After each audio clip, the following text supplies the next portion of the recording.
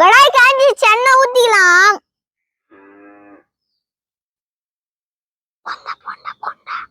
எண்ணெய் ஊத்தாச்சு, மிளகா போட்டுக்கலாம். காஞ்ச மிளகா இந்த ரெசிபி ரொம்ப சூப்பராகும். வெடிக்காதா? வீட்லயே நல்லா செஞ்சுட்டாங்க. சிக்கன் போட்டுக்கலாம்.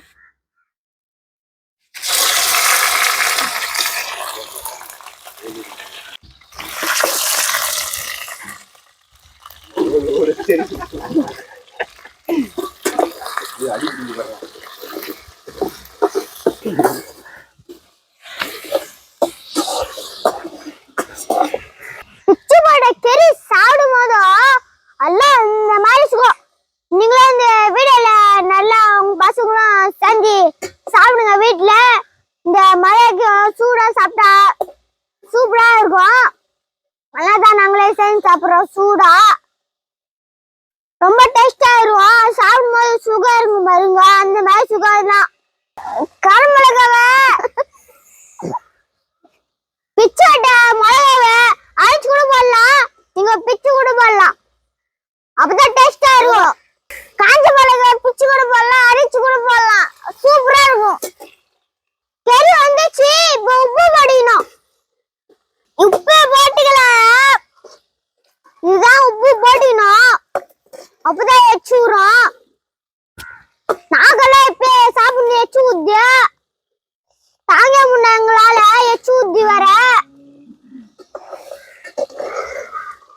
முடியலன்னு வாழ கண்ணு எரியுது. அந்த பையனு வேற நான் தெரியல. எப்பிகை கொண்டுற அதான் வளமேன். எப்பிகை வளமேன் எட்டு வச்சுனா போயிடு. சூப்பரா செய்யறா. கமெண்ட் பண்ணுங்க, லைக் பண்ணுங்க. இந்த ரெசிபியை எல்லாரும் வீட்ல செஞ்சு பாருங்க.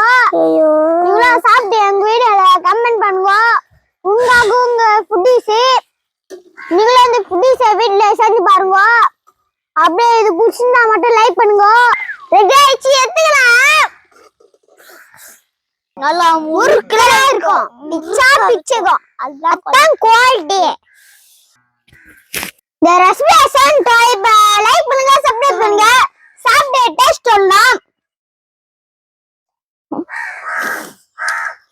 சூப்பர் ஃப்ரெண்ட்ஸ், லைக் பண்ணுங்க, சப்ஸ்கிரைப் பண்ணுங்க, இந்த வீடியோவை ஷேர் பண்ணுங்க.